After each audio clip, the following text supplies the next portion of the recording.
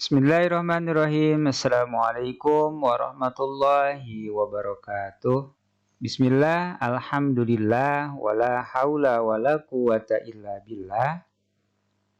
Alhamdulillah, di kesempatan pagi ini kita bisa bertemu kembali untuk melaksanakan pembelajaran jarak jauh Pendidikan Agama Islam dan Budi Pekerti kelas 3. Di kesempatan kita pada pagi ini akan membahas tentang sholat kewajibanku. Kita lihat ya. Sholat merupakan rukun Islam yang kedua.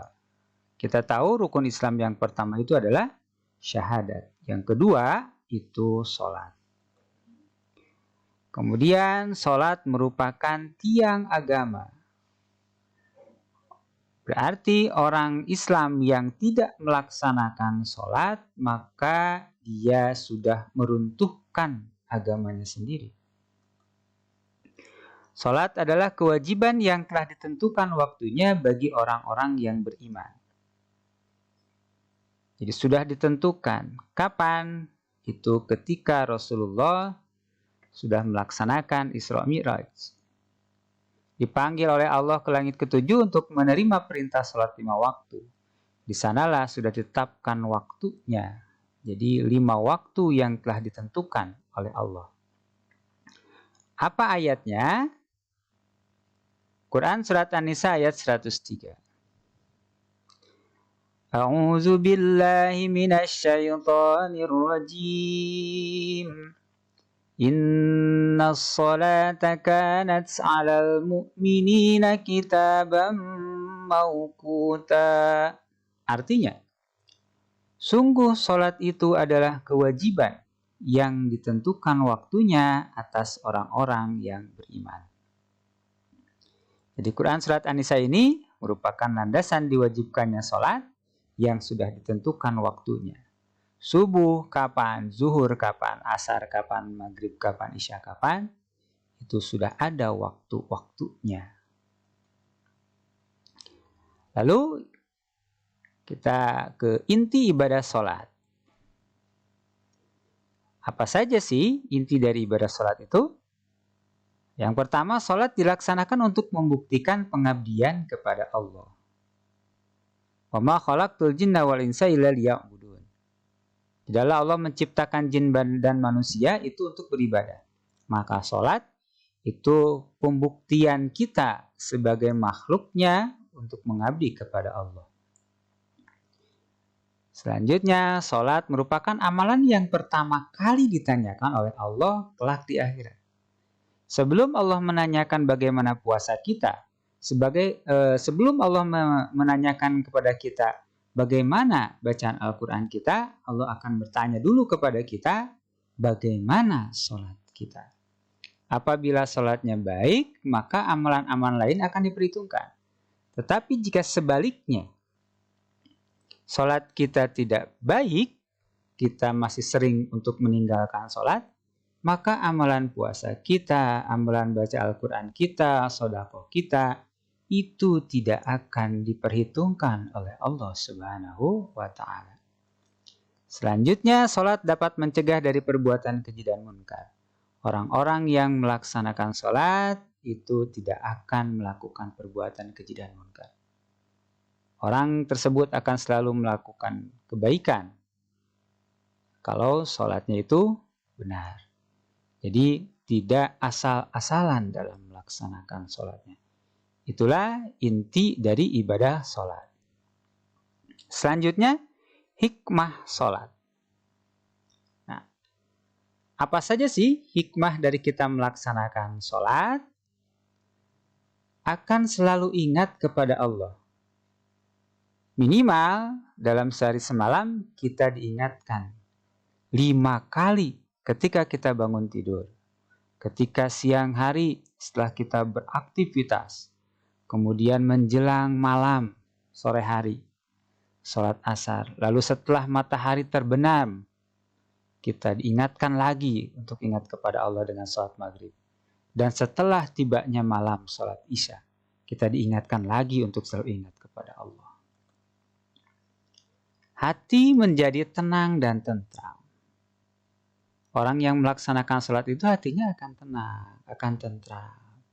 Beda dengan orang-orang yang tidak sholat. Dia akan merasa gelisah. Maka ketika kalian belum sholat, ya suatu saat mungkin kalian belum sholat, lalu hati kalian merasa tidak enak. Nah, itu merupakan ciri bahwasanya kalian adalah orang-orang yang beriman.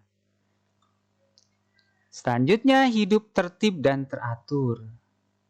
Karena ketika di dalam sholat itu harus ada aturan-aturannya. Setelah takbir kemudian membaca apa, setelah ruku kemudian membaca apa. Jadi tidak seenaknya. Jadi orang yang senantiasa melaksanakan sholat, hidupnya akan tertib dan teratur. Selanjutnya, bersih. Hikmah dari sholat itu adalah hidup bersih. Sebelum kita melaksanakan sholat, kita harus berwudu. Sebelum berwudu, bagaimana tubuhnya? Apakah ada najis atau tidak? Bersucinya bagaimana?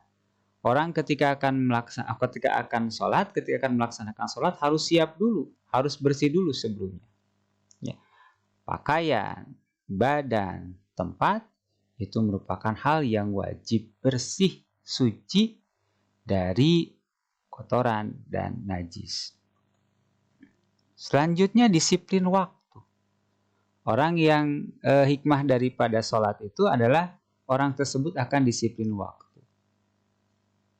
Jadi tidak bisa nih pagi-pagi seperti sekarang ini kalian melaksanakan sholat subuh atau mau melaksanakan sholat zuhur, tidak bisa. Karena sholat wajib itu sudah ada waktunya. Bahkan sholat sunat pun itu ada waktunya. Tidak sembarangan orang melaksanakan.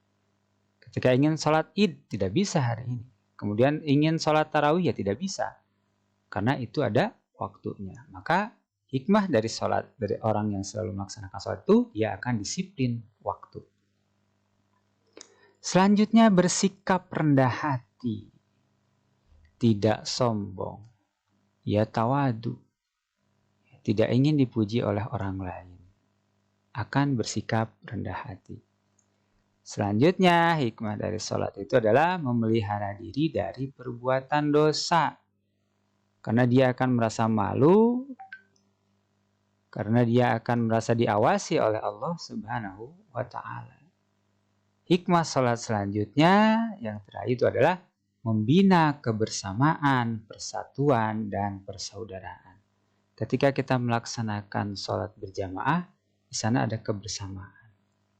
Persatuan, semuanya bersatu.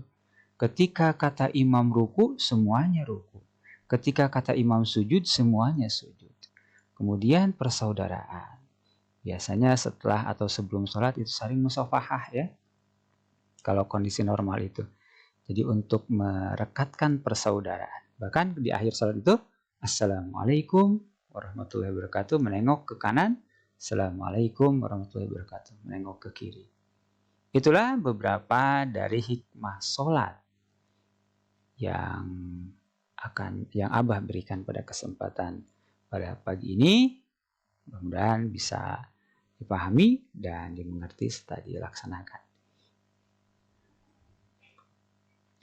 Itu saja pembahasannya mengenai sholat. Terima kasih. Wassalamualaikum warahmatullahi wabarakatuh.